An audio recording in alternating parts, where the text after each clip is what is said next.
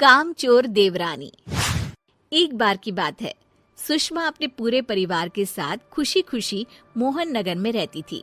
उसकी 2 बहुएं थी, पल्लवी और शिवानी। एक दिन दोनों बहुएं रसोई में काम कर रही होती है कि तभी उनकी सास सुषमा उन्हें बुलाती है। अरे बहू, जरा इधर तो आना। शिवानी, जरा जाकर देखना सासू माँ क्या कह रही हैं। दीदी आप ही देख लो ना जाकर, आपको भी तो सुनाई दे रहा है। अरे मैं आटा गूंद रही हूँ ना, तुम चली जाओ। हाँ तो मैं भी तो सब्जी काट रही हूँ ना दीदी। अरे बहू जल्दी आओ। ये तो जाएगी नहीं, मैं ही जाकर देखती हूँ कि क्या करना है। पल्लवी सुषमा के कमरे में जाती है। जी मम्मी जी, क्या हुआ? शाम को घर पर कुछ मेहमान आने वाले हैं, तो तुम अच्छा सा खाना बना लेना बहू। ठीक है मम्मी जी, आप बता दीजिए क्या क्या बनाना है और कितने लोग आ रहे हैं। सुनील की मौसी जी और उनका पूरा परिवार आ रहा है। कुल मिलाकर 3 लोग और हमें मिलाकर हुए 9 लोग। तो अभी से ही तैयारी करना शुरू कर दो। और हाँ, घर की सफाई भी कर देना। हाँ अच्छे से। जी मम्मी जी, सब काम हो जाएगा, आप चिंता मत कीजिए।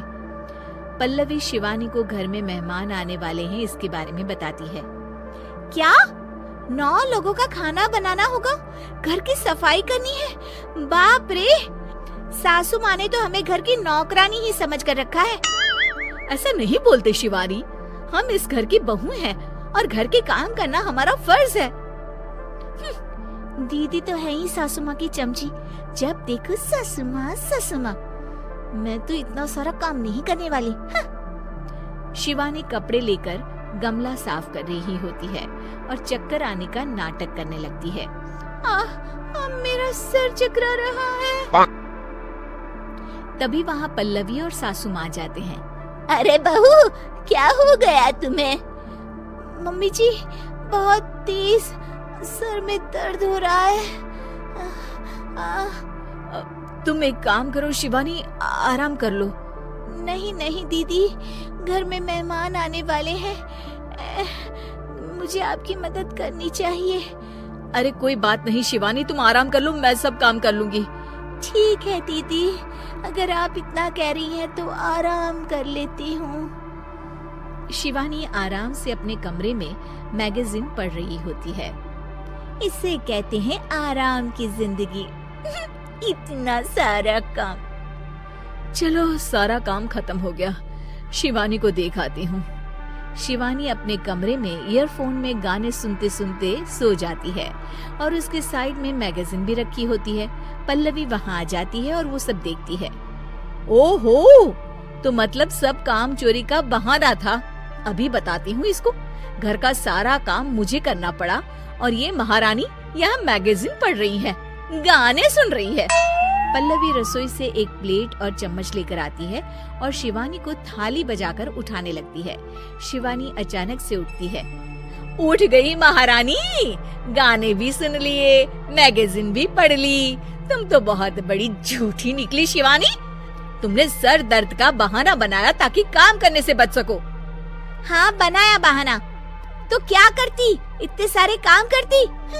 मुझे कोई शौक नहीं है चापलूसी का। क्या चापलूसी?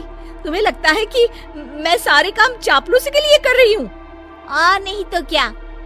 तभी वहाँ सासू माँ आ जाती हैं। अरे बहू, वो लोग बस आने ही वाले हैं, तुम तैयारियां कर लो। जी सासू माँ, तुझे तो मैं बाद में देखती हूँ। सब खाना खाने बैठते हैं और खाना शुरू करते हैं। तभी सुनील की मौसी बोलती है। वाह भाई वाह, खाना तो बहुत ही अच्छा बना है सुषमा जी, एक एक चीज में क्या स्वाद है। ये सुनकर शिवानी मुंह बना लेती है। उसे अपनी जेठानी की इतनी तारीफ रास नहीं आती। आपकी बहुएं तो बहुत ही अच्छा खाना बनाती हैं। हाँ बनाती तो दोनों ही अच्छा है, पर आज ना ये सारा खाना बड़ी बहू ने बनाया है। छोटी बहू की तबीयत ठीक नहीं थी, सो इसलिए। मानना पड़ेगा सुषमा जी, आपकी बड़ी बहू तो बहुत ही गुणवान है। पल्लवी की तारीफ सुनकर शिवानी को जलन होती है। पल्लवी ये सुनकर खुश हो जाती है और शिवानी की तरफ देखकर उसे चिढ़ाती है। कुछ देर बाद मेहमानों के जाने का वक्त हो जाता है। मौसी जी सबके लिए उपहार लाई होती है। वो सबको शगुन के पैसे देती हैं और अंत में पल्लवी के पास आती है। तुम्हारे लिए शगुन का लिफाफा तो है ही, पर बहू तुम्हें एक और उपहार भी मिलेगा इतना अच्छा खाना बनाने के लिए। मौसी अपने सोने के कंगन निकालकर पल्लवी को पहना देती है। ये लो, ये मेरे मनपसंद कंगन है, अब से ये तुम्हारे हुए।